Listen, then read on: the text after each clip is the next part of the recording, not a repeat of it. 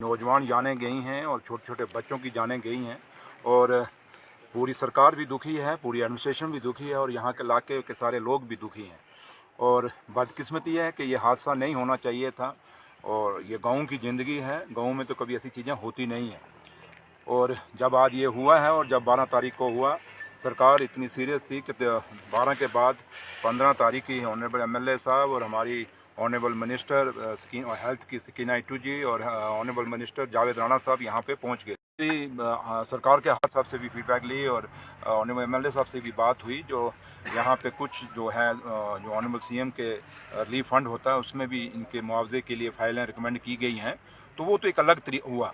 But दूसरा जहाँ तक ताल्लुक है एडमिनिस्ट्रेशन की तरफ से जो इनको राशन दिया जा रहा है, बिल्कुल वो चेक करके दिया जा रहा है। जब बनाया जा रहा है उसके बाद भी वो लेबॉर्ट्री भेजा जा रहा है। और जो ये हादसा हुआ, इनकी डेथें क्या हुई, कैसे हुई, किस वजह से हुई, उसके लिए पुलिस की अपनी जो अलग अलग थ्योरीज हैं उनके वो इन्वेस्टिगेशन कर रहे हैं। क्योंकि अब पुलिस का एक्शन हम यहाँ डिस्कस नहीं कर सकते, ये आप भी समझते हैं क्योंकि आप समझदार लोग हैं, तो आपके तजुर्बे हैं अपने।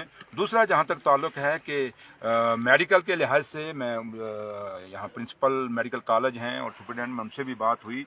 उन जितना भी हो सका अलग अलग, चाहे पीजीआई में हो चाहे एम्स हो, देश की अलग अलग लेबॉर्ट्रियों में टेस्टों के लिए इसको भेजा और कुछ टीम आज भी आई हुई है। और जहाँ तक ताल्लुक है ये जड़ी बूटियाँ जो हैं इसके लिए भी अलग से जो साइंटिस्ट हैं, जो हमारे लोग यहाँ काम करते हैं, उनकी भी ड्यूटी लगाई गई हैं, उनकी भी सर्विसेज ली जा रही हैं। वो अलग से मतलब किसी भी प्रकार का किसी भी इन्वेस्टिगेशन हर तरीके से एडमिनिस्ट्रेशन और सरकार कोशिश कर रही है कि ये नतीजा सामने आना चाहिए। क्योंकि मैं परिवार से मिला हूँ, 2 बुज़ुर्ग हैं उसके, और वो बुज़ुर्ग जो 75 साल की उम्र में हैं और उनके सामने एक परिवार उजड़ गया और उन बुज़ुर्गों के दिल पे क्या बीत रही है ये हम समझ सकते हैं कि हम सब लोग इन परिवारों में से हैं और समझते हैं जब कोई बुज़ुर्ग चला जाए तब कितना दुख होता है। ये तो नौजवान लोग हैं, तो लिहाजा मैं यहाँ पे आया हूँ और ऑनरेबल सीएम साहब ने मुझे भेजा और यहाँ जो हमारा टूर था आज का जो आना था, मेरे साथ honourable health minister madam Sakina Itoo ji ने भी आना था, नासिर असलम वानी साहब ने भी, जो ऑनरेबल एडवाइज़र हैं हमारे, उन्होंने भी आना था। तो लिहाजा आपको पता है सुबह का मौसम ख़राब था और उसके कारण जहाज़ ही नहीं वहाँ से उठ सका क्योंकि हमने सीधा यहाँ पे आना था। तो लिहाजा फिर बाद में मेरा ही प्रोग्राम मेरे सीएम साहब से बात हुई और मुझे सीएम साहब ने कहा आप जाइए।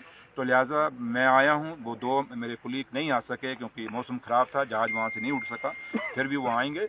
लेकिन मैं जब खुद आ गया हूँ, एक डिप्टी चीफ मिनिस्टर यहाँ आपके बीच में आया है, तो एक जिम्मेदारी के साथ सरकार आई है। तो लिहाजा आप समझ सकते हैं कि मेरा आना और चीफ मिनिस्टर साहब का रोज़ इस पर नज़र रखना और रोज़ रिपोर्टिंग लेनी, ये बहुत बड़ी कितनी चिंता का विषय चीफ मिनिस्टर साहब के लिए है। तो लिहाजा मैं आपको और मैं पूरे इलाके को और ख़ासकर मैं फैमिली को एश्योरेंस दे के आया हूँ कि अगर ये एक नेचुरल डेथ है तो फिर तो हम उस भगवान के आगे, उस खुदा के आगे हम कुछ नहीं कर सकते। बट अगर इसके अंदर कहीं भी इफ एंड बट है तो फिर जो इफ एंड बट है वो बख्शा नहीं जाएगा। सर आपने ये सुनिए मेरी बात, तो बख्शा नहीं जाएगा।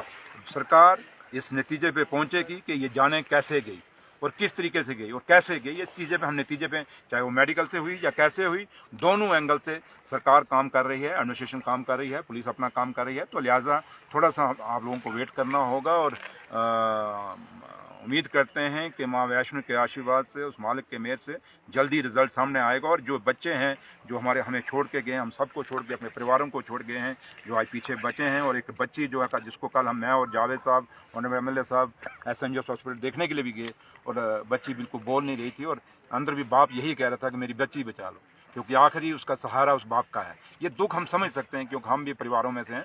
तो लिहाजा आपको ये यकीन दिलाते हैं और परिवार को मैं यकीन दिला के आया हूँ ऑनरेबल चीफ मिनिस्टर साहब की तरफ से कि सरकार बिल्कुल मजबूती के साथ इस इन्वेस्टिगेशन को कर रही है और ये यकीन दिला के आया हूँ कि जल्दी ही इसका नतीजा आपके सामने। सर राजौरी के हेल्थ सेक्टर को लेकर एक बड़ा जो है लोगों की मांग है और इसमें देखा गया कि जितने भी पेशेंट्स हैं उन्हें एमआरआई ना होने की वजह से फर्स्ट लाइन ट्रीटमेंट देने के बाद जम्मू रेफर किया जाना पड़ रहा था।